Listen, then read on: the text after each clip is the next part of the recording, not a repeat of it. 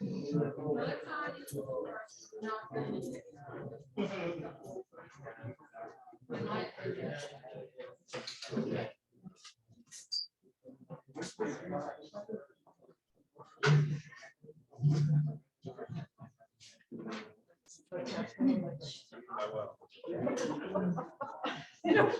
gonna need you. It looks like a mess. Hello.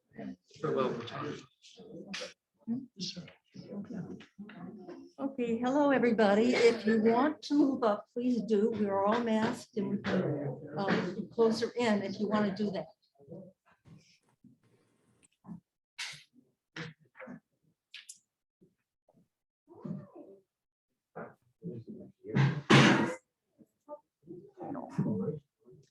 So hello and welcome to the Wabanaki Voices. Why don't you take your mask off? Oh, I'll take my mask off. Okay, try Yeah. that. That'll feel so much better. And I put my glasses on. Okay. Hello and welcome to the Wabanaki lecture series. Our first presenter is Penobscot tribal historian James Francis. I'm Patricia Harine from the Skowhegan History House. For programs like this to be successful, we need funding, we need community support, we need collaboration, the good idea to start with what program to do, and of course, good communication. We'd like to really thank the Davis Families Foundation for the granting support we got through a fund.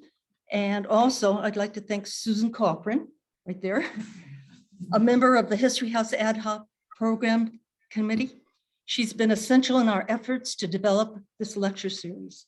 She will now introduce the program and its first speaker, James Francis. Thank you. Okay. Okay, thank you all for coming and all of you who are on Zoom. This is very new for me to kind of be dealing with Zoom too, so be patient. I also wanted to thank Mark Tanner, who is the minister of this church, who has provided us this place for our talks, and Jeremy Lehan, who is our tech expert and is handling all of the Zoom stuff. We could not have done this without him. This project began about 3 years ago as a collaboration between Patricia Harine and me, because we felt the need for ourselves and for interested people like all of you in this town to be educated more fully about Wabanaki history and culture. And we also knew that we needed that education to be done by Wabanaki people themselves. So we were referred to Darren Ranko and John Bear Mitchell, who both teach at UMO, and they have been an incredibly strong and utterly essential partners in guiding our decisions about what things to talk, what talks to have, who the speakers could be, and also making those contacts for us. And basically everything that we did here in terms of planning this was run by them first, and they had to clear everything that we did. Matter of fact, Darren is the one who finally named this program, and he's calling it Wabanaki Voices Past, Present, and Future. And that was an important little detail. Recently, I was puzzling about how to make an appropriate land acknowledgement to begin our talks, because we're all sitting on an island in the middle of the Kennebec River. And this was an important fishing site for the Wabanaki people of this area for thousands of years. In discussing this with Darren, however, he suggested that a real acknowledgement would be more legitimate if it was developed through this process that we're beginning together today, which is a time of listening and learning and engaging in conversation with the Wabanaki speakers who will be coming and talking to us over the next 3 or 4 months. So today we begin with our first speaker, James Francis, and he is the Penobscot tribal historian and well-known historical researcher and speaker. He studies the relationship between natural resources, place names, and Wabanaki worldview. He recently conducted an oral history project for the Penobscot Nation. He's served as curator for Penobscot historical exhibits around the state and at Harvard University. And in addition to all of this, he's also a wonderful photographer, filmmaker, and an artist. So, James, please welcome James Francis.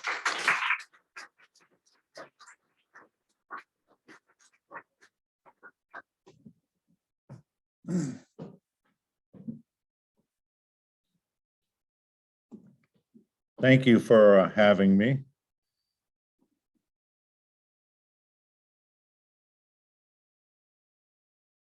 I am going to now share my screen.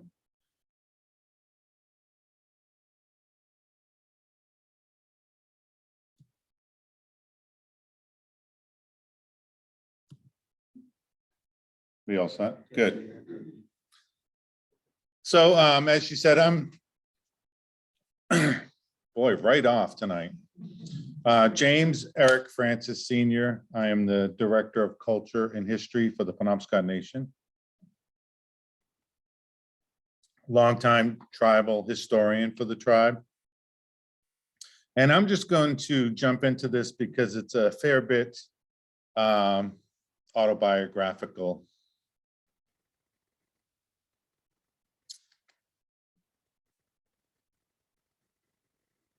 You get it from your mother or your father? Do I get what? Your tribal heritage. My mother.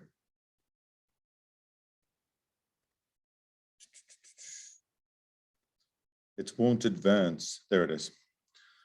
When are you going to come down? When are you going to land? I should have stayed on the farm. I should have listened to my old man. Anybody recognize that? Elton John. It's a song called Goodbye Yellow Brick Road.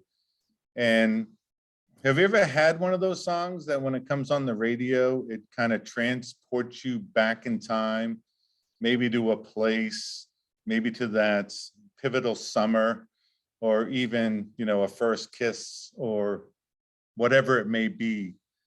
For me, Goodbye Yellow Brick Road transports me back in time to when I was about 4 years old.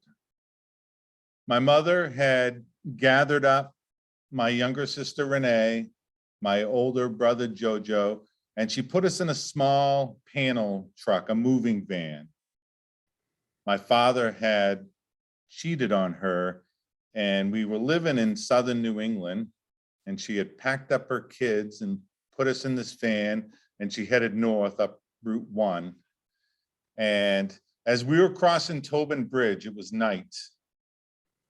She must have turned up the radio because the song came on, because I can still see the skyline of Boston flashing with the girders and her lips singing, "You know you can't hold me forever," a line from the song. And all of that really burned into my mind that moment that visits me every time I hear that song. And the song is really special to me, so much so I won't download it. I won't get on YouTube and listen to it. I let it come to me when it comes to me, because for me, this was the first time I ever went home. It was the first time I had gone to Indian Island, where I would spend the rest of my life growing up and being a part of that community. Now, there's a fair bit of irony about this whole story. That little panel truck, that little moving van that she put us in, was a Mayflower moving van. And so you get the irony. So yeah, I ended up on this little island in the Penobscot River, El Nabe Menahan, the People's Island, as we call it. It's called Indian Island today. It is the southernmost island in our reservation system, which is about 220 islands in the Penobscot River. And this is my mom. And my mom took us to my grandmother's house. And you can also see my grandmother in the passenger seat, just peeking around there. And so we started at my grandmother's house, and my grandmother was a basket maker. She was part of the basket maker community. She actually braided sweetgrass for a living when I was a kid. So she had this special chair, and she would braid sweetgrass and then trade the sweetgrass with the basket makers who used it to weave into their baskets. So I grew up, went to Old Town High School. I was a runner, and you had Indians written across my chest growing up. And then after high school, I moved to Cheyenne, Wyoming, because I had joined the Air Force, and I got stationed at Francis E. Warren Air Force Base. I was kind of fascinated by planes when I was a kid, and so the Air Force was the place I wanted to be. And they put me on an Air Force base that didn't even have a runway. It was a missile base, big missiles, you know, the MX and the Peacekeepers and all the nuclear things that we protect our country with through deterrence. So after coming back from Wyoming, you know, my grandmother had passed away. I had to make a decision if I was going to stay in the Air Force or come home. And I talked to my grandmother when she was in the hospital, and she said, you know, that I had been given a gift. I had spent a lot of time with elders as I was growing up and learned a lot. I had a real desire to know about history. And so I decided to cut ties with the Air Force and move back home. And when I was in Wyoming, I was really homesick. I wasn't homesick for my family. I was homesick for the landscape.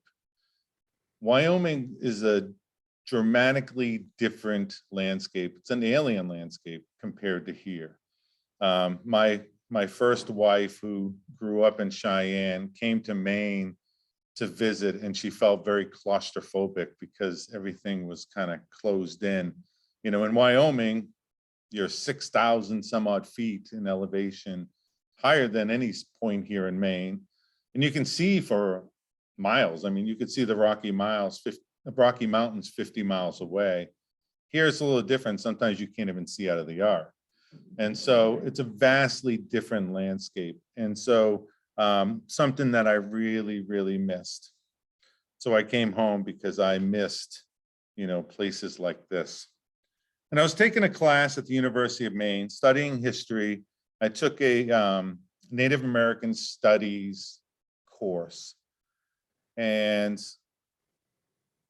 learned about the Trail of Tears, this forcible removal of the Cherokee Nation from their homeland to someplace else.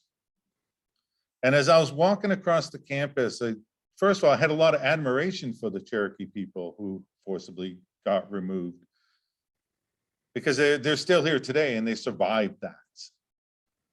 And I wondered, as I was walking across the campus, University of Maine in Orono, how, you know, in their homeland, they had generations upon generations of knowledge of the landscape. They knew where to get good fresh water. They knew where to get the food. In the new place, how did they know those particular red berries were edible? How did they know where the water? And as I was thinking about this, I realized that Penobscots have never been forcibly removed. So that pine tree that I was walking under is a descendant of the pine trees that my ancestors dealt with. It changed my life in that moment. I mean, it seems like a little trivial thing, but it changed how I saw the world, what I studied, how I studied. So I read things like Henry David Thoreau. You know, Henry David Thoreau he comes to Maine. He's the original tourist of Maine, they say. And he comes here in 1846, climbs Katahdin. 1853, goes to Chesuncook by way of Moosehead Lake. In 1857, does this massive journey with Joe Polis. And he writes in his journals, he writes, "The Indians stood nearer to wild nature than we. The wildest and the noblest quadrupeds, even the largest freshwater fishes, some of the wildest and noblest birds, and even the fairest flowers have actually receded as we advance, and we have but the most distant knowledge of them." It was, sorry, that mouse is not working, by the way. It was a new light when my guide gave me Indian names for things which I had only scientific ones before. In proportion as I understand the language, I saw it in a new light. I saw them from a new point of view. So growing up, I used to go see this elder, and we talked about language quite a bit, and she said that to truly understand the culture, you must understand the language. And to truly understand the language, you must understand the culture. And so there's this kind of cyclical thing. And she talked about Agweeden, the birch bark canoe. Agweeden, it just doesn't mean birch bark canoe. It means that which floats lightly. It tells you something about that craft. A feather can be Agweeden as it kind of falls from a tree.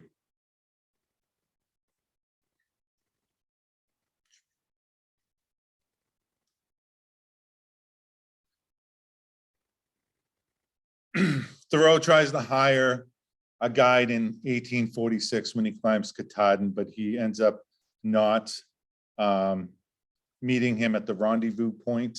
And in 53, he hires Joseph Atian up there in the upper left. And in 57, Joe Polis. Joseph Atian is probably one of my favorite historic figures in Penobscot history. He embodies a lot about who we are. He was born on Christmas Day in 1829, and we have a long history of Christianity in our community.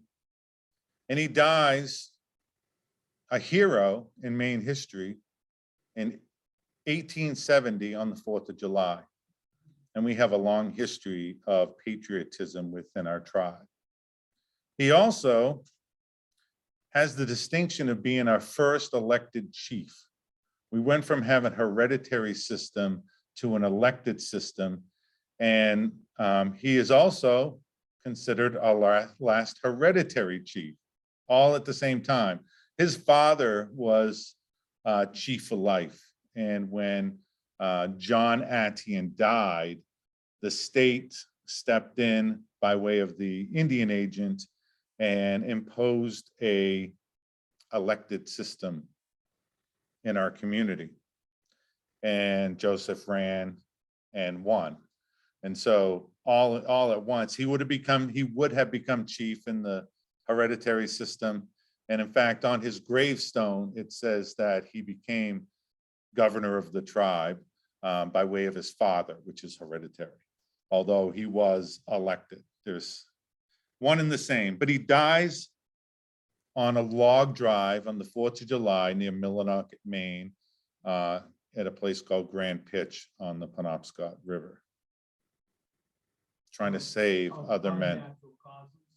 No, he dies trying to save other men. So they had a skeleton crew on this day because of the Independence Day, and they shoved off above Blue Rock Pitch, and the inexperienced guy in the bow makes a mistake, and the water they hit a rock broadside in the bateau, and the water starts to tear the boat apart.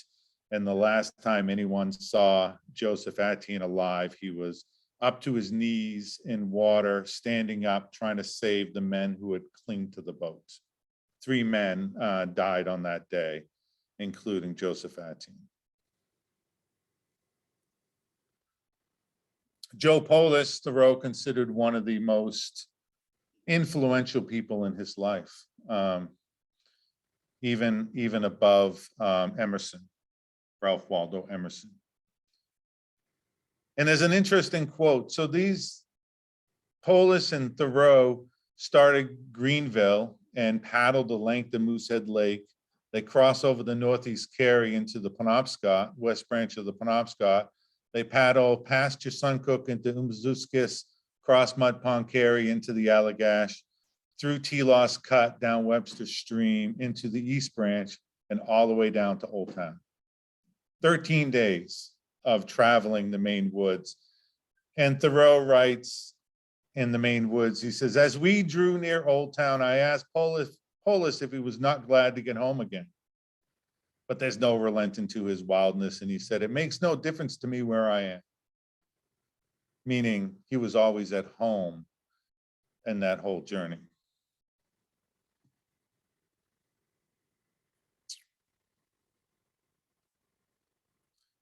So continuing on the quote I read earlier about how the language, he understood them from a new point of view. He says a dictionary of the Indian language reveals another and a whole new life to us. It reveals to me a life within a life or a life without a life, as if we were treading the woods between our towns still.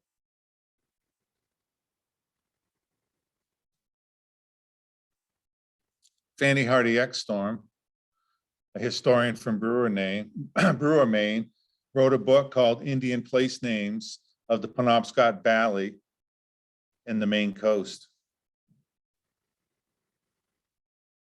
At the end of her introduction, she writes, the day has passed when our Indian names were the butt of foolish laughter to be distorted, mutilated, displaced by trivial appellations. All Indian place names had a local pertinency. In recovering the meanings in the correct form of the names, we enlarge our horizons and make home a more romantic place to live in. These old names are the colored curtains which hang beside the windows through which we look back into the beginnings of human living here. For ages upon ages, countless human beings have lived and toiled and suffered here, and we have left only these names. She got that part wrong. You know, there's this interesting dynamic between understanding culture and language, in that sometimes you can even predict one for the other. If you understand a culture enough, you can predict what people's answers may be. You guys want to play a little game with me? All right. It involves a little math, not too strenuous. So think of a number between 2 and 9. Now multiply that number by 9. You should have a 2-digit number. Add those digits together. And then subtract 5. Now, for every number that you came up with, there's a corresponding letter. A is with 1, B 2, C 3, D 4, E 5, all the way to Z 26. So now with that letter that you came up with, think of a country that begins with that letter. Now with the last letter of the country, think of an animal. And with the last letter of the animal, think of a color. Now I just want a show of hands for you folks in the room. How many of you got orange kangaroos from Denmark?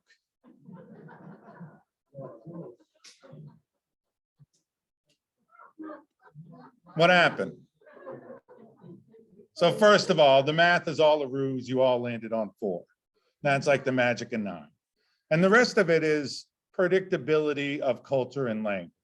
So I'm assuming that most of us were educated in the American school system. And typically, because of that, we tend to go to Europe first when we think of countries. Go right to Europe and then people, oh, Denmark, and kangaroo and orange just kind of fall into place after that. Sometimes I get aqua koalas from wherever. But there's this relationship, and thank you for playing, that's fun. And it just, for people on the call, about 90% of the people chose orange kangaroos from Denmark.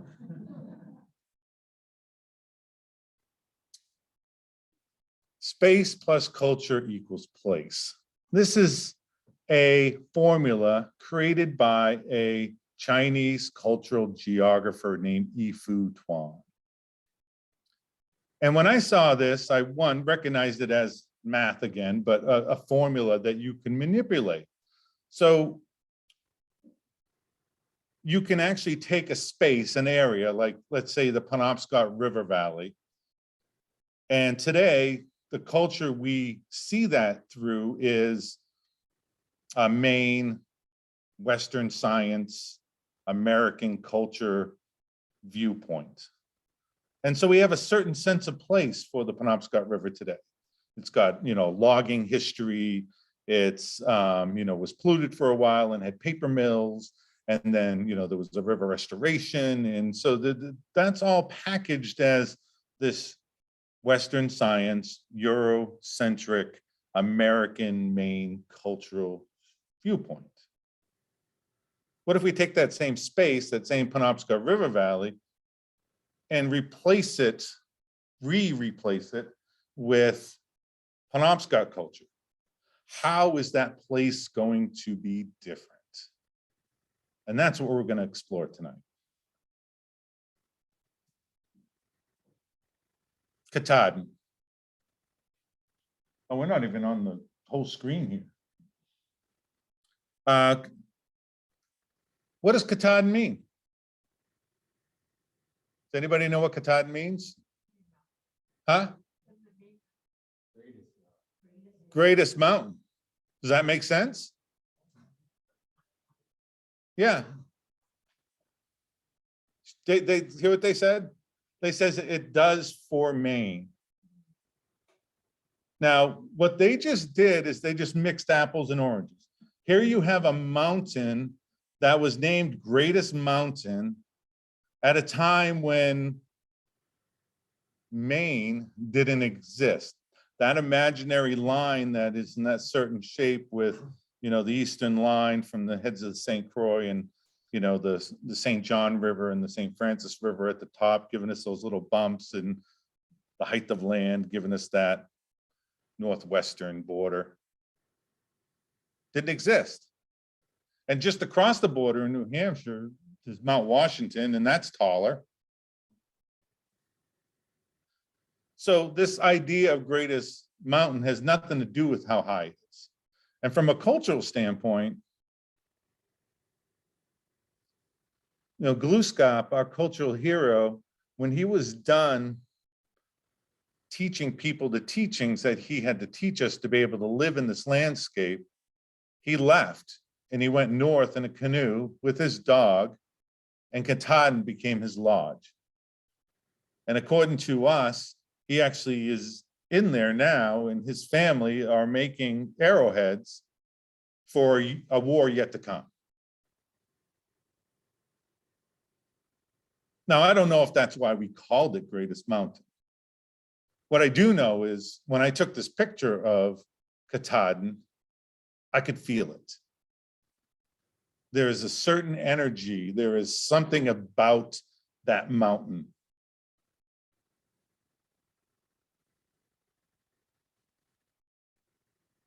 Something to think about. So in my work studying Penobscot Place, I have found three things. First of all, place will give us a geologic or geographic. Oh, all right. It's okay. While we're on break here, was there anything taboo about Mount Katahdin that had to do with climbing it or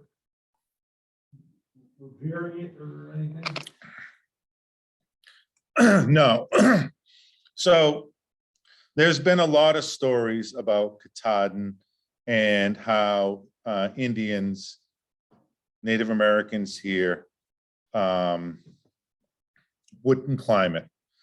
And a lot of it has been attributed to Bamola. So Bamola Peak, and there's this creature has been depicted as having a body of an eagle and the head of a moose. And we depict him a little differently in the Penobscot community. But there's this thing called the Maine Woods narrative that over time, this kind of idea that Indians didn't climb Katahdin because they were afraid of Bamola is become part of the Maine Woods narrative. And, for me, how this possibly came about is someone probably climbed Katahdin and got caught in a storm, and so this whole story comes to be. But also, there's this kind of risk and reward thing where in Penobscot culture, conquering a mountain isn't a thing. And there's nothing up there. There's not like this eternal berry bush or something that there's food up there. And so climbing it really didn't make much pragmatic sense. And so, and that's the way I really kind of situate myself. Oh. Let's see. Well, I'm on the power. Oh, okay. So stop sharing. Come on up. So can you find it? There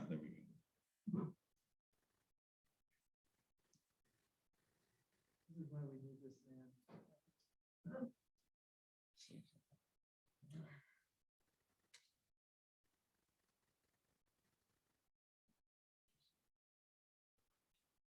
There it goes.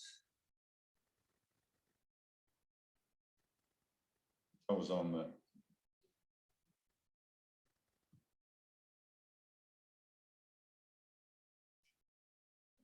And this one.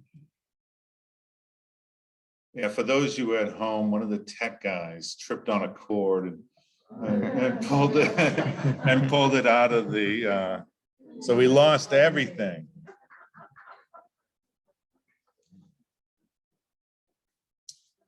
All right, so when we study place, we find things like geologic or geographic descriptions of a place. And a lot of times these are travel signs. We were a very mobile culture. We moved from the coast in the summertime, and then come fall time, the tribe would break up into family groups and go to hunting territories, which have been long time established, and go there and hunt and gather and get ready for the long winter. And they would winter over in those places. And then in the spring, they would show up at places like Skowhegan, where they would wait and be ready to get the fish when they would come. And I was talking to, we have a piece of tribal land today that is near falls called Basin Mills, which I'll be talking about later on. But she says, I really get a great energy there. And this was just recently, like in the spring here.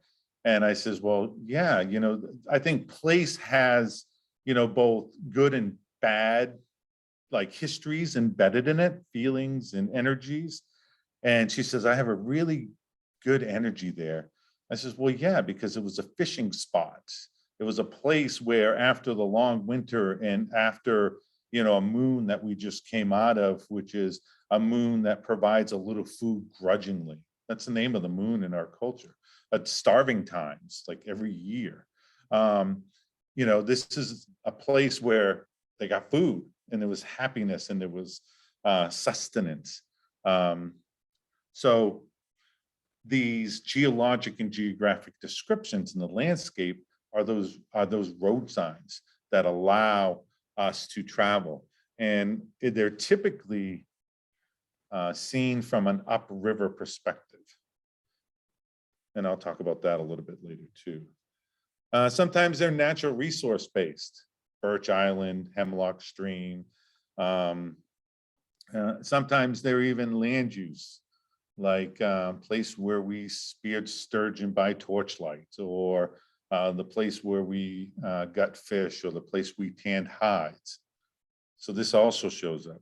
And sometimes we have oral traditions that reinforce some of those, all of those factors. And I'll talk about one of those too. Oop, going the wrong way. So this is where I grew up, Indian Island. And right above Indian Island is what's called Big Bog Island. It's Kachi Mugawugga Menahan, Big Bog Island. And for many, many years, I just took that at face value. And I have a camp on that island, and I spent some time there, and boy, there's really not a big bog on this island. And I really was like, what's going on with that? And then I realized that just north of it, where Birch Stream flows from the north down, is coming out of one of the biggest bogs in Maine called the Elton Bog. And I was like, oh, from a river perspective, this island points right to the big bog. And so it's not about that island, the bog on that island at all. It's about this, where that island is situated within the river system, access to that big bog. Now, there was this other piece of river, which is just north of the airport, this Walbuck, long word. And I had asked one of our language teachers, well, what does this mean? And she's like, oh, that's that word that looks like that word that's in that song. Yeah, tutuwas. We have a song called tutuwas. It's kind of pine needle dance, and men would sing it, and they would pound on a piece of bark, and there'd be pine needles on it, and those pine needles would dance around, and they would try to get the women to dance like the pine needles that were bouncing around. So there's all these commands to turn and spin or fall down, and in the song. And so I wrote this down kind of like, oh, well, I'm talking about the river here, and I didn't think too much about it. And my Uncle Neil had lived on Big Bog Island, and he used to cross this piece of river. And he came in to, my mom used to run a little coffee shop, and I was in there working on these maps, and he goes, taps it with his big finger. He's like, yeah, that makes sense right there. Absolutely. And I was like, why? And he's like, well, he goes, when there's the freshet, when we have a flood, the water flows in one direction, but when it's the regular flow, it flows in the other. Because this is situated onto, this is an island, so the water can flow this way or that way. And so I took this information back to the language person, and they're like, oh, yeah. It means we're not just turn and spin, but the river where it turns back upon itself.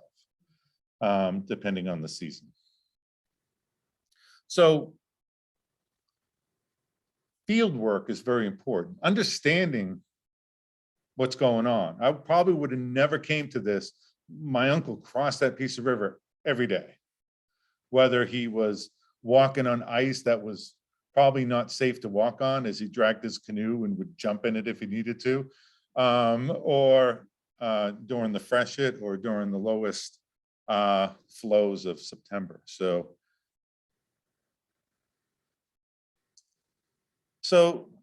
it's very interesting when we get to a part of the Penobscot River, as you see here, and this is all labeled in Penobscot. A very interesting thing happens. All these islands just kind of bulge in the river. You can see letter B is actually Indian Island, or Alnabe Menahan, and Big Bog Island is just to the northwest of that. But island letter C is what's called Marsh Island today. And the back channel of this on the western side of this island today is actually called the Stillwater River. So the state of Maine renamed that back channel as a separate river. And they did it because in the Treaty of 1818 with Massachusetts, because Maine wasn't here yet, that our reservation system was defined as all the islands in the Penobscot River from Old Town Island north. So there was a lot of contention for a long time about what exactly Old Town Island was. Was Old Town Island Indian Island? Or was Old Town Island Marsh Island? Well, the town of Old Town is on Marsh Island. So the state, to quell any debate, made sure that Marsh Island was not an island in the Penobscot River because its back channel is a separate river. So pretty slippery. There's many stories about how Marsh Island was stolen, and this is just one of them. Today it's got a paper mill on it. It's got the flagship campus of the University of Maine on it. So it has a lot going on here. And what's so really egregious to me about the whole thing, by them calling it Stillwater, they have taken the name that we called it. We called it Stillwater or Flatwater, which always really confused me because when you're at the mouth where the Stillwater branch comes back with the main branch, there's a great set of falls there. And I was like, why the first thing you see would you call it Stillwater when it's not even close to being still? So let's examine what's going on here with the Stillwater. I was talking about Basin Mills earlier. We're going to get in close to this area here. So this top part, you can see the falls, and there's actually a place name below what we called Ant Hill Island. And it was where the river forms a channel. And this is the first place. This is the first island in the Penobscot River. You're paddling, except for Verona, which is a very large island right in the mouth of the river. But this is the first time where this can happen, where the river forms a channel. And so it is so named. And so when you're there, you can see, feel, and hear Ayers Falls, which are, you can see it, you can feel it in the current, you can hear it. And so this channel is very attractive. It's like, yeah, let's go that way. And if you go that way, this dotted line that you see over the land here is a portage. And if you were to take that portage today, you walk right by Pat's Pizza in Orono. So the whole town of Orono is kind of on this little peninsula here, or the downtown area is anyways. And it would actually not only take you around Ayers Falls, but it would take you around the falls that were at the mouth of the Stillwater. So you're actually skipping two. And this is really important because as you advance up the Stillwater, you get to a place about halfway where there's an island, and there's actually a set of falls there. It's called Jameson Falls today. But the old name for it was the falls with an easy carry, because it's just a big rock in the middle and you could go up over it and then you're above the falls and carry on your way.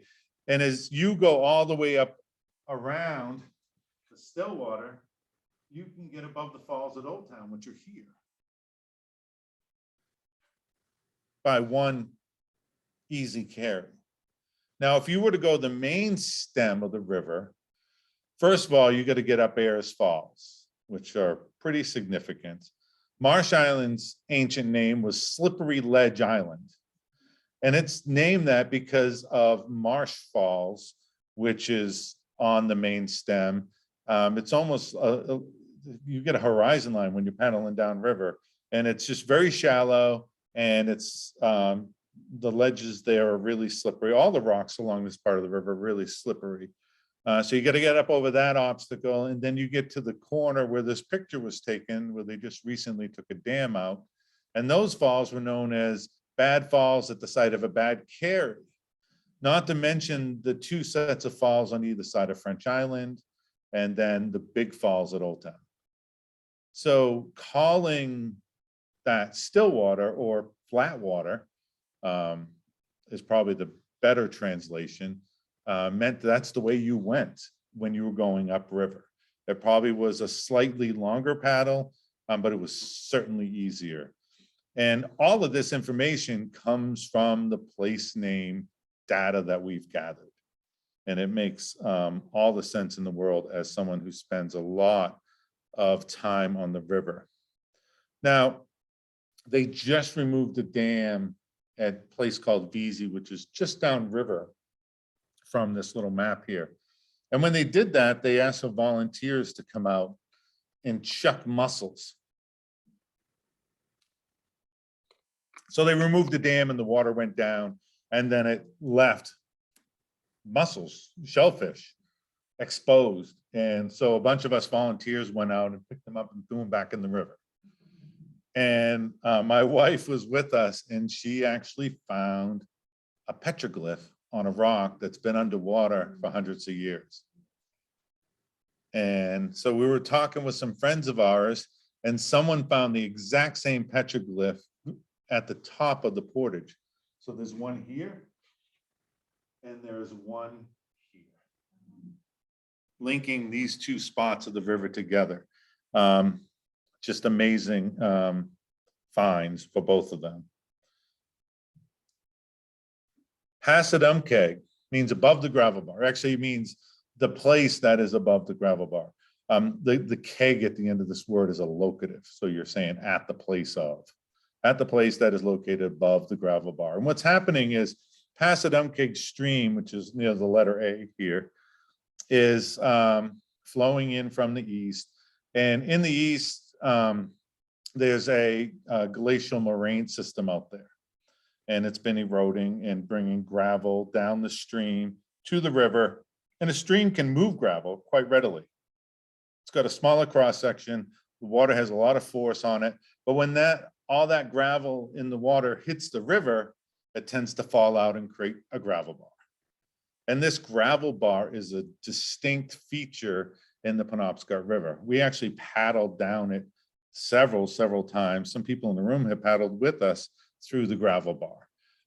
River changes every year because it's just a big shifting gravel bar. And but again, this is an upriver perspective. And not only does this gravel bar have like a physical identity to it, where you could say, oh, I'm in the gravel, but it also has a cultural identity, and that's a perfect place to go fishing. And so in 1820, when Joseph Treat was guided upriver by old John Neptune, they came to a place that John Neptune called Oakwoodgees, or the fish ladder. We can see remnants of it today, a zigzag pattern of rocks and sticks that went across the river, only allowing fish to go through certain spots. And so you could go there and collect a bunch of fish. And a gravel bar is perfect for that.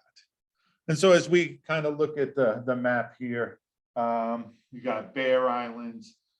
This big island here is Willemon Menahan. And this points back to our ancient relatives, the red paint people, because this is the island of the red clay quarry and the stream of the red clay quarry. And then further down, number 12 is where we have our cultural tourism. We call it Sugar Island today. But that long word there means it was Sugar Plum Island. It's service berry. And what's really cool about the service berry bush is that it's also called a shad bush. And it's called shad bushes because it's in bloom in this big white flowers when the shad are running. So for our culture, it acted like this beacon in the early spring to let us know the fish are coming, and that we needed to get up river a little bit and get to the weir. Tucked in Old Lemon Island here, number 9, White Devil Island. White Devil Island, which, for me, it really confuses me, White Devil Island.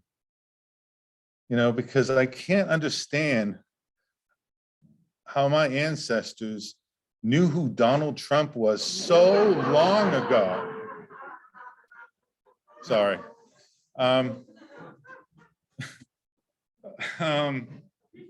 You know, I did that many years ago with John Baldacci, and he was in the room. And he says, yeah, you got it. But no, that is the name of it, but it's yeah, I'm not sure what the history of that place is, but that's always fun.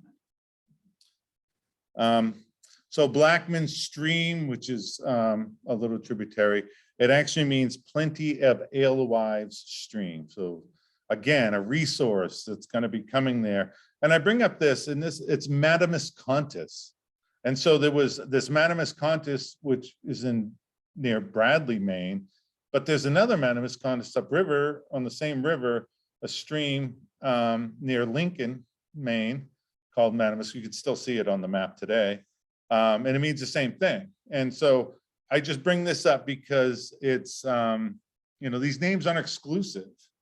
It's, you know, if the resource is important enough, they'll use it again.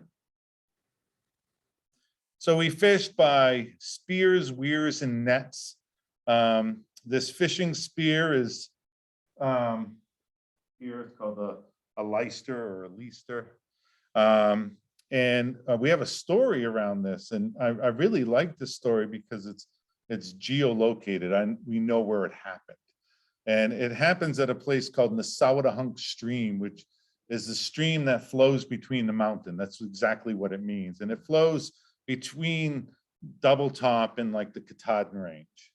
And it's a place where water has smooth granite rocks to the point where people can slide down them and have a lot of fun. And that's exactly what was going on. We have Mi'kmaq, little people in our culture, stories of them, and they're sliding down the rocks at this place.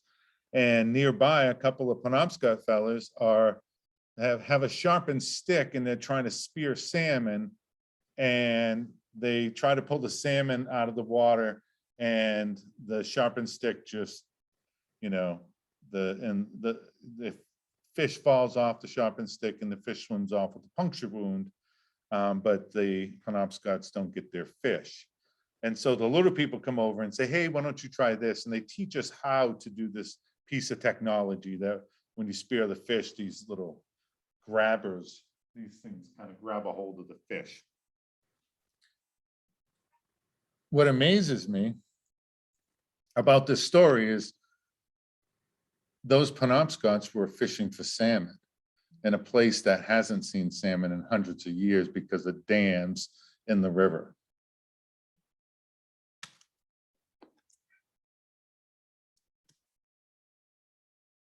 The Sassagasawake, place where we speared sturgeon by torchlight.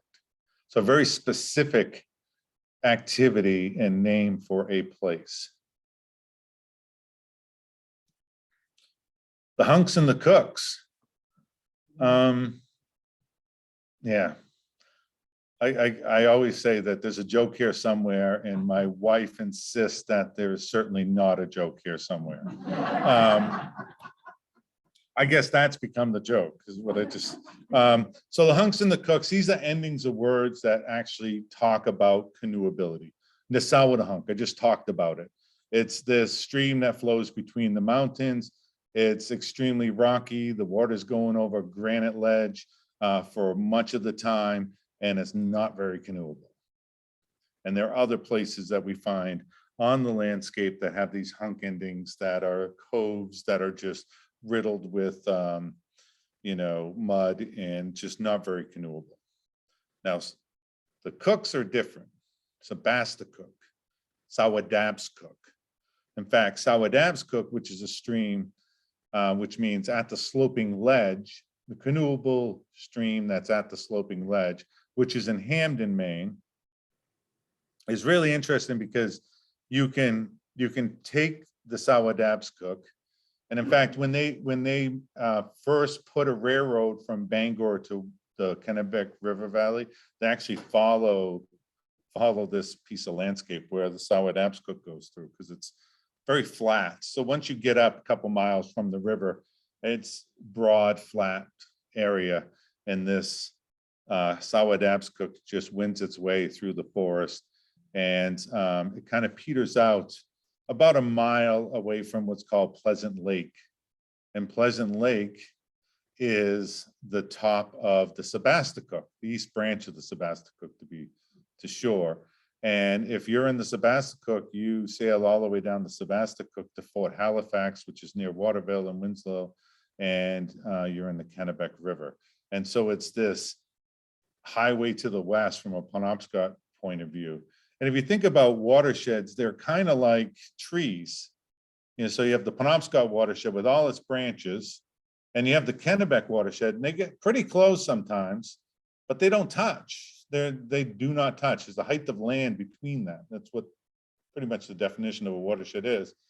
But these portages are like a squirrel jumping from one branch to another and allowing us to extend just by like a mile, mile and a half, walk through the woods with a Guidon, that light canoe over our head, connecting us to hundreds and hundreds of miles of more travel.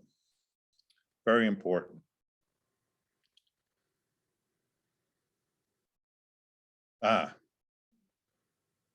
Glooscap and the moose. We have a story, an oral tradition about Glooscap wanted to teach people how to hunt moose. And so the hunting party heads out into the woods and they come upon a very large lake, largest in the territories. And they see a cow moose and her calf come down to the water's edge. And so Glooscap bends down and he picks up a stone from the ground. He affixes it to a stick, notches it in his bow, and he shoots the cow moose dead. As the party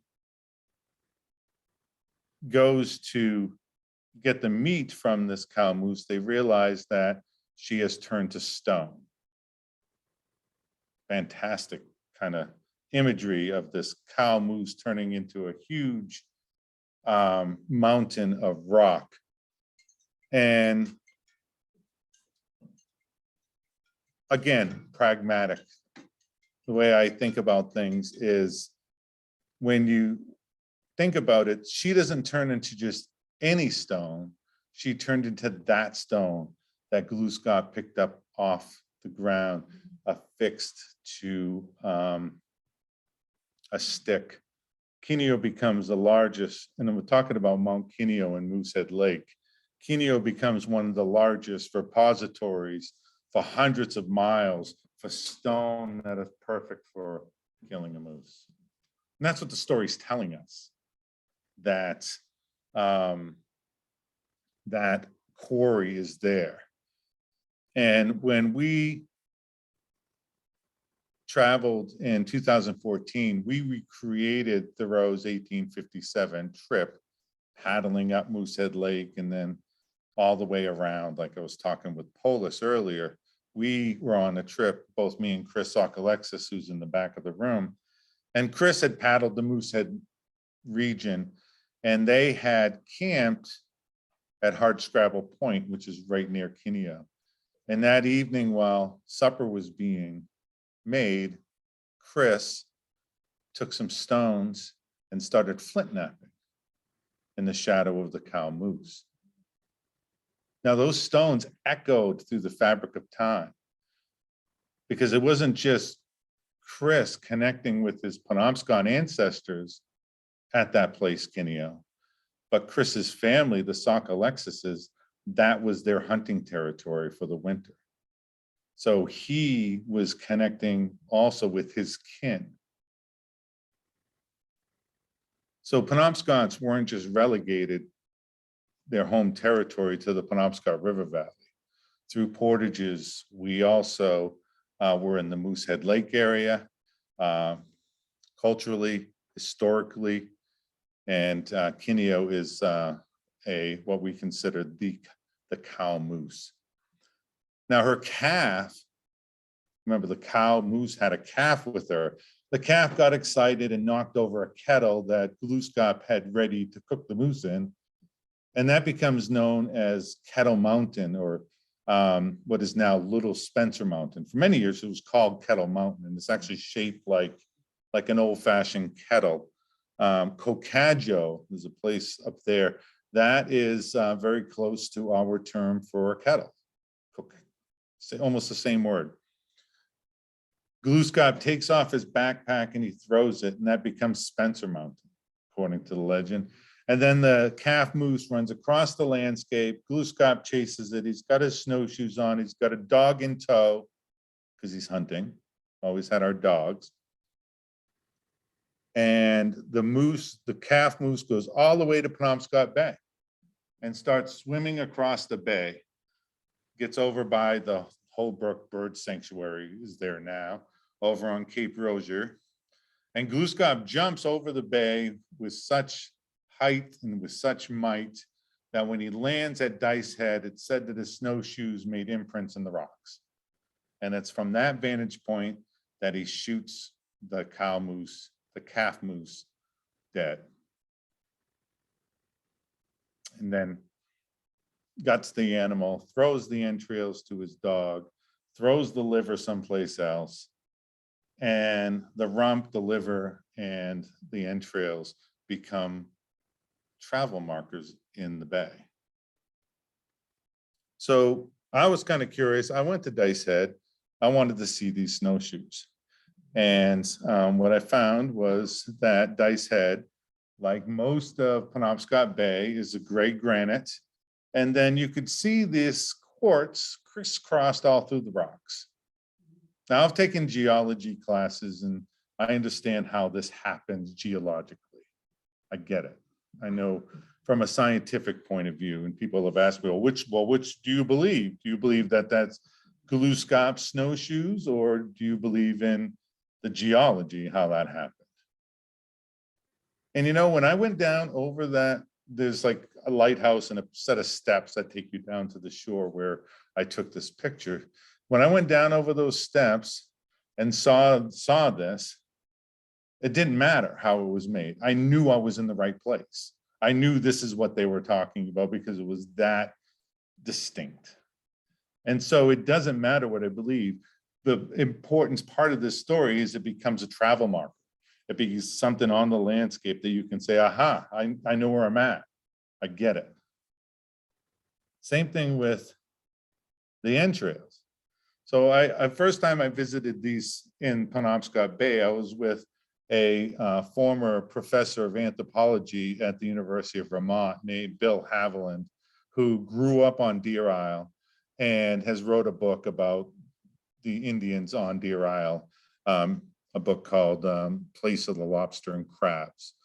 But so we went out in his boat and we pulled out of the cove, and 12 miles away, he said, do you see that white dot on the shore over there? And I said, yeah, it was an overcast day, 12 miles away. And I was like, he's going to show me some mansion that he likes. And so as we get closer, realize it's this large quartz rock that you can see all the way across the bay. And it has these lines just like the over there at the snowshoe, made out of the same material. Kind of go in. It kind of looks like a big pile of moose entrails. Now, traditionally, when we would hunt with our dogs and we would get a kill, we would cut the entrails out and you would throw the entrails to the dog. And that's what's happened here. He threw the entrails to the dog. They landed on the shore of Islesboro Island. And yeah, you would never feed the dog the sweet meat of the kill because you were afraid that they'd lose their ability to track the animal. And you wanted him to have the entrails so that they could track the animals better. And the moose liver, which was interesting, unlike the great granite that's everywhere else in the Penobscot Bay, this rock was brownish red. So it's a very distinctive piece of ledge in the Penobscot River. And when you look at them collectively where they're at, so the entrails are here, snowshoe prints are there, the rump is here, the liver is there, And these red lines are travel routes in the Penobscot area.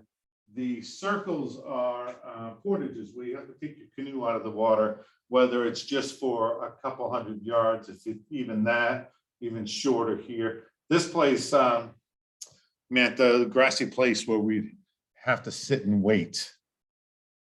That right there at the little what's called Castine Neck today. If you've ever been to Castine, there's a little, what they call the British Canal. That's there. They dug a canal across this little neck. But sit and wait for the water to rise so then you could paddle close enough to get across that little neck. So 12 miles away, you know, we pulled out of here. This is like 12 miles. We could see that entrails, but just not even 50 yards south of that is the portage that takes you. This island's really long. And to know where you could cut across it in the shortest point is very important to a canoe traveler. And so by having this little piece of entrails there is really important. Likewise, when you're talking about the liver, this is a blind cove. A blind cove is one that goes in and then turns sharply. So when you're passing by in a boat, you can't even tell that it's even a cove. And this marked where that was. Oh, I'm done. Yeah. Just really quick, 13 Moons project. We painted 13 drums, 13-sided drums that coincided with our calendar, our moon calendar. And each one of them was painted during the time of each moon. So it took us 13 months to do this, or took me, I painted them. But it was, it's kind of like the same thing. It's the same thing as place names, where language not only informs place in this, but informs, you know, what is going on in that place throughout the year. So I'm going to stop sharing so everybody can see my lovely face. Are there any questions? I think the only guy with the questions has gone to the bathroom. So should we like wait or? Yes, go ahead. Can you, obviously, where we live here, the Kennebec is a huge part of our landscape. Sure. Can you just speak for a minute or two about the Kennebec? That I'm assuming that's a Wabanaki word, and what place within that waterway that you just described in the Penobscot and up around the island, what place the Kennebec had in the transportation of the Wabanaki? Yeah, okay, so yeah, the Kennebec is pretty interesting with, you know, Mary Meeting Bay, and then you've got the Androscoggin coming in. Androscoggin is really the place where a lot of fishing was going on, just because of the nature of the way it was situated as it came into Mary Meeting Bay. You know, places like Augusta was important. There was a settlement there. Where Fort Halifax was, and where these tributaries would come in, Cobasacante. So just was that south of where Augusta, that's an important travel corridor inland. You know, all the way up where Norridgewock was. We were just talking over dinner about the settlement that not only in Norridgewock, but even an older settlement just across the river at the mouth of the Sandy River. And, you know, the whole thing about Norridgewock and why that village was sacked in 1723 or 4, I can never remember which year it was. It wasn't that it was, you know, just an Indian village that needed to get sacked. The French had quite the little settlement there with blacksmithing going on and a Jesuit priest, and the French were strategically bolstering that little Indian community because it was protecting Quebec City. Because the way to get to Quebec City is to go up the Kennebec, go up the dead portage into the Chaudière, and then you can just paddle right into Quebec City. And so We we define our landscape here in Maine by I-95, right? I mean, I know the shape, and for me, it's not defined in that way. For me, it's defined by, and my ancestors by river systems. Those were the roadways. And so, the way I look at it is, yeah, that is pretty easy. It is, it probably had a lot of rugged paddling and probably some poling, especially if you're going upstream. But once you got up over that height of land, that border, what is now the border between Maine and Canada, is the height of land. Then you can get into the Chaudière River and then go right downstream into the St. Lawrence. Yeah, exactly. Arnold had a pretty tough time. Was the Fort Knox the same route Yeah. from Caratunk over the Dead River? Yep. And we published a map, the Culture and Historic Preservation Department, a few years back. We just hung copies of it in the Moosehead Historical Society last week. But it shows both the Penobscot word for places, and also the English translation is on the backside. And so it's a pretty big map, and it's kind of cumbersome. So we also published a little gazetteer book that goes with it, so you can look up the English and then see what the corresponding, or flip the book over and do the opposite if you're looking at the Penobscot side of the map. But we also, because it made sense, we also included all the canoe routes and the portages. So there's a really good book out there called Above the Gravel Bar, written by David Cook. He was a history teacher at, I think, Bethel or somewhere in Western Maine, Freiburg maybe. But he compiled all of these canoe routes in Maine. And when he republished it back, I don't know, probably 20 years ago, I actually wrote the introduction for him. But it's really interesting to reimagine this landscape, get rid of the I-95s and the Route 2s and the Route 201s, and really start to examine how did somebody get from the Kennebec, or from the Penobscot to the Kennebec and the Androscoggin. And a friend of mine who writes for National Geographic is trying to figure out how to paddle from his hometown in New Hampshire to paddle over to here, and he's finding it challenging. And to take that 90-mile journey from the Sawadappscook to the Sebasticook, you think, well, why don't you just go down to the ocean and then go all those fingers of land that stick out into the ocean that Maine is made out of. But every one of those little fingers of lands also has a little portage across them, because nobody wanted to go around those really treacherous waters off the tips of those fingers. So paddling in the ocean wasn't something that was desirable at all. And so even if it was 90 miles of inland paddling to get across there, it was worth it.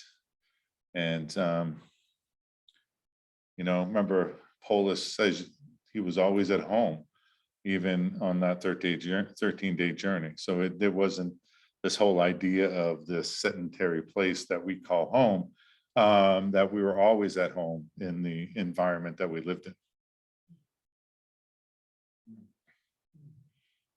Anybody else? All the way in the back and then here.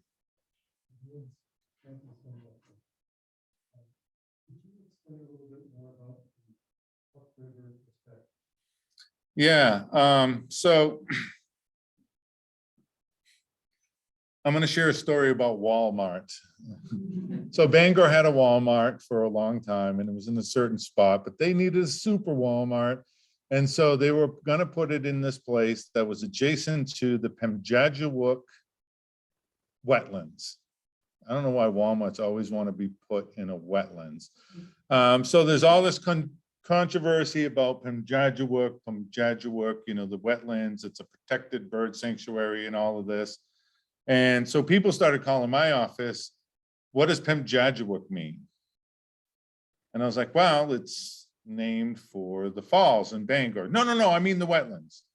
Well, no, that same word is named for the falls in Bangor. And it means, it's the falls that come into view out of concealment. And Bangor is tidal. And so when the tide is in, there's no falls. But as the tide goes down, then you start to see this, and it starts to appear. And that's Pemjadjawuk. And just above that is this stream called the Pemjadjawuk stream that goes into the wetlands. So what you find in the river is this kind of upriver perspective is that if you have a falls first and then a stream, that stream will take on the name of the description of the falls. And conversely, we have in other places like Nesawatahunk, the stream that flows between the mountains. So that's a stream that hits the Penobscot River, but just upriver from that is a massive waterfall called Nesawatahunk also. But that falls means, it has to do with that stream that flows between the mountains. So it's named because that stream came first. And so things like at the sloping ledge, that doesn't make sense if you're going downstream because you don't see it. It's visually, everything seems to make more sense from an upriver perspective. Pockwaukemus. See, Pockwaukemus is a stream, it's a pond, and it's a falls. All of it's named for the pond. The top, the stream is named for the description of the shallow, muddy pond, Waukemus. And then after that stream goes through what they call the salad bowls in the Katahdin area, where that original picture that I had up was taken. Goes through Compass Pond and River Pond. Those are the salad bars. And then it goes into the river. And then just up from that is Pockwaukemus rapids or falls and great whitewater spot. So that's kind of that upriver perspective.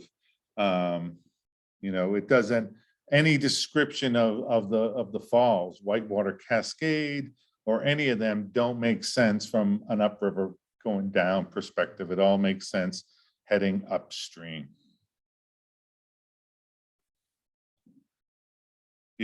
Yeah.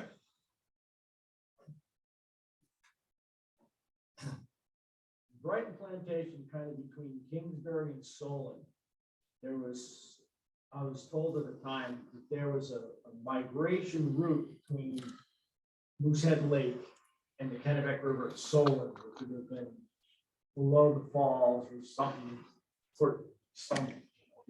Is there a lot of, and that once to Solon and downstream to go out to Mount Desert Island or fishing in the summer off the shore and coming inland in the winter, or maybe vice versa, as a migratory strategy to survive?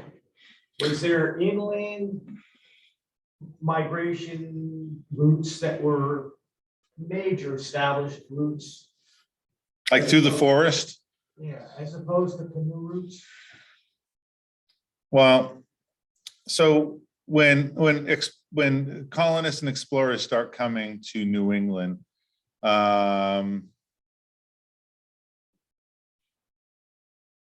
they noticed that Native Americans down in southern New England were burning the forest twice a year. And they were burning the forest for a few reasons.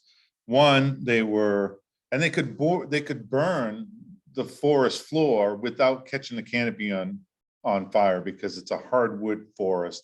And as long as they kept doing that, they could burn the underbrush every year, maybe twice a year. And then the deer would come and eat the young shoots that come up. And it would be for ease of travel also.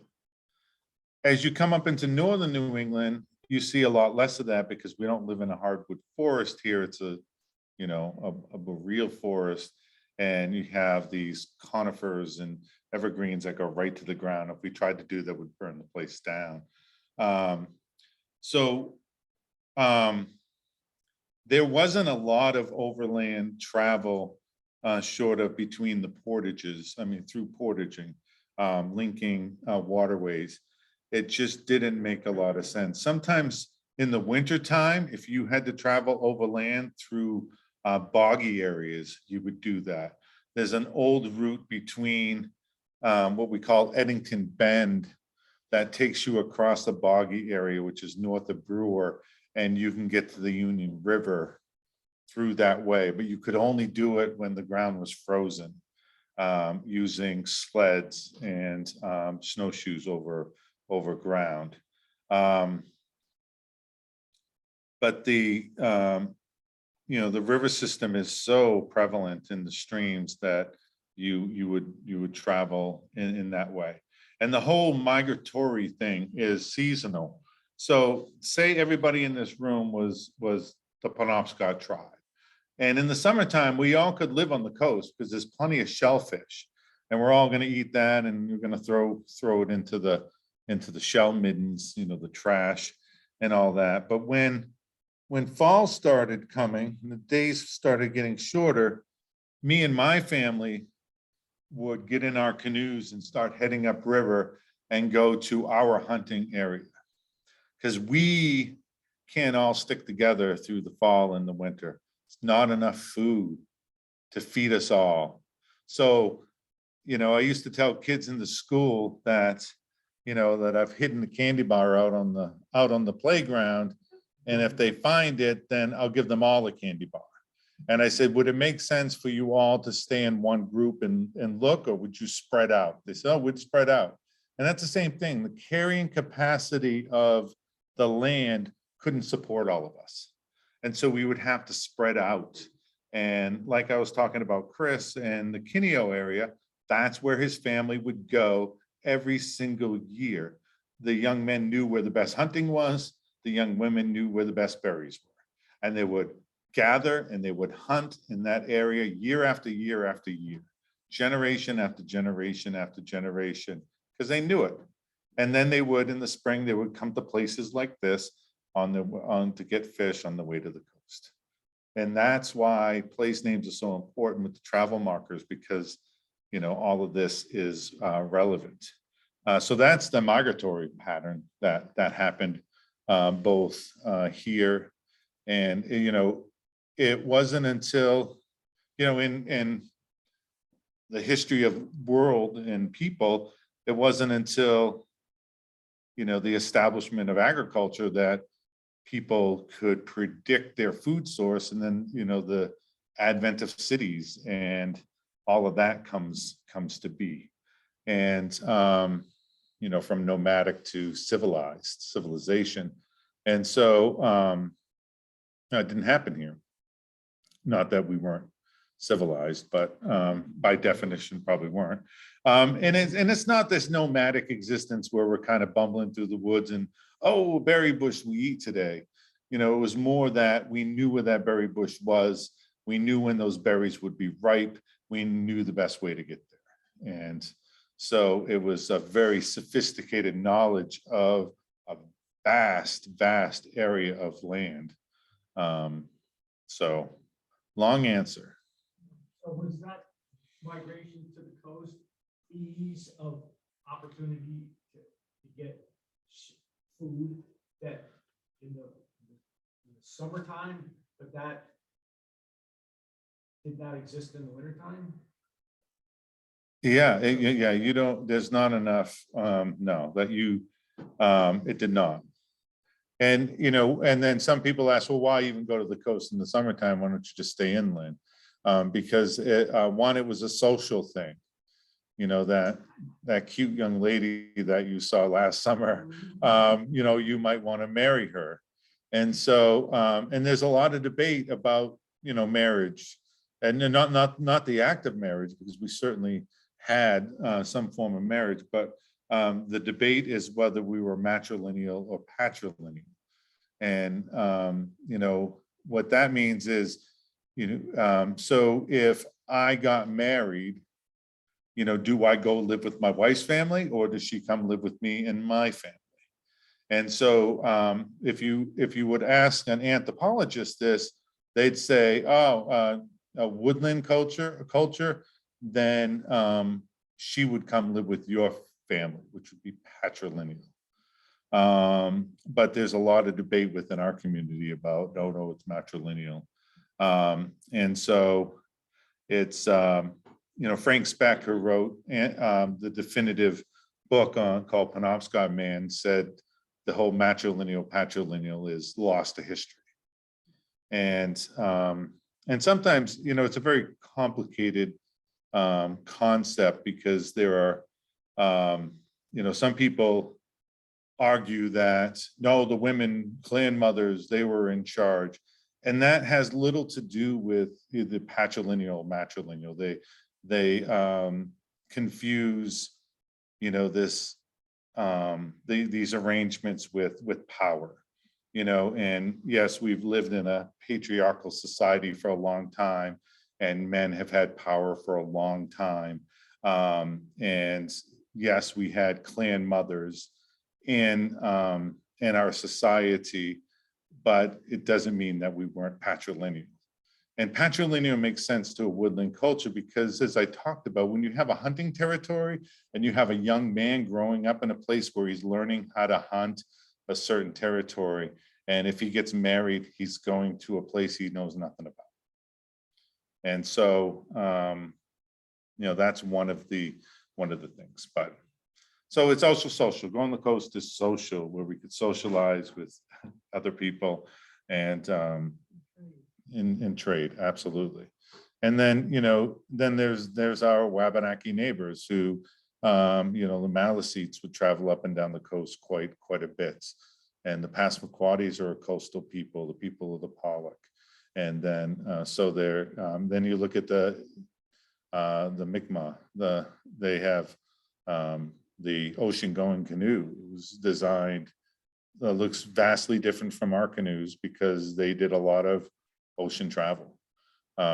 So all those things, take into account. The other thing, James, is that on this river, there was a lot of corn growing. Yes. So those migrations, I don't know how complete they were because there would be a certain line. Yeah, the Kennebec River seems to be the line that anthropologists draw about, corn, and doesn't mean that people in Penobscot River Valley didn't know how to grow corn. It's just the soil there just probably wasn't conducive to it. We certainly did practice agriculture in what's called the Three Sisters model, where we planted corn, beans, and squash together, but we're going to leave. And so there's a symbiotic relationship with corn, beans, and squash, that they can take care of each other and you can come back and get a reasonable harvest. Some people argue about that, no, I've tried that today and that doesn't work. And I'm like, wow, okay. But that seems to be the model. But the Kennebec River definitely, fields of corn described by early explorers, and Saco River Valley, definitely. The Iroquois to the south of us, definitely. So the Iroquois didn't migrate around because they got most of their sustenance from corn, and they could have the yield. And what's interesting about how white early settlers saw Native Americans is they would come upon a group of Native Americans who say we're practicing agriculture, and the women were the ones to tend the fields. And the men was like, no, the white men are like, no, men tend the field. What are the men doing if the women are tending the field? Oh, they're hunting and fishing. Oh, they're out having a good time. So the hunting and fishing was seen as leisure activities. And so this kind of idea of the lazy Indian, the lazy man Indian, got their women doing all the work. So this different worldview persist because of those types of things. All right, let's take this one and then we'll take the question online and then we're gonna, So when those families would come together, Mhm. did they conceptualize themselves as an organizational structure? Yeah, good question, really. You know, this whole idea of tribal groups is basically a European concept. You know, we're Penobscot. And what does Penobscot mean? It's a description of the river at the Falls at Old Town, you know, where a primary village was. And so probably not, you know, probably this whole, our language is so close to Passamaquoddy's and Maliseets. By the way, Passamaquoddy, Malice, same language, hyphenated. And even the Abenaki and Odanak. So we are actually closer linguistically to the Abenaki and Odanak, which is in Canada on the St. Lawrence, than we are with the Passamaquoddy Maliseets. But we're super close. You know, some people say, oh, well, they say, the word for black bear, Passamaquoddy say mooin, which has to do with berry eater, calling him a berry eater. And Penobscots, we call him a wasus, which means he stands upright like a man. So, but if I was talking to a Passamaquoddy person and they were talking about mooing, I would know what they were talking about. I would know that he said berry eater. And I would know that he is talking about an wasus from my perspective. And likewise, if I was said a wasus, he stands up and he would recognize that as I was talking about a bear. When I joined the Air Force, I had a friend from California and a VW bug drove by and he cracked me in the arm and I was like, oh, he knows punch buggy, but he didn't say punch buggy. I grew up with this game, you know the game, you get to slug somebody in the arm and say punch buggy and you have to call out the color or whatever. Cracks me in the arm and he says slug bug and I was like, what? I knew the game, but from California, they call it slug bug. East Coast, same thing. We knew what each other was talking about, but it's the regionality thing, even in the language. We had an online question. Is it about China Lake? It is, yes. Oh my God. Yeah. Did Penobscot ever travel to the head of China? To the head of, yes. I would think so. I don't know my area of geography very well about what feeds. I think China Lake is within the Kennebec River system, right? Sebasticook? Yeah. So definitely, yes, absolutely. And the Sebasticook is like, it's a name that it has to do with, you can go many different ways. So once you're in the Sebasticook, you can go to the Piscataquis, you can go apparently to the China Lake region, you can get to the Penobscot, you can go a bunch of different ways. It's a very branchy leg of the Kennebec. All right, thank you.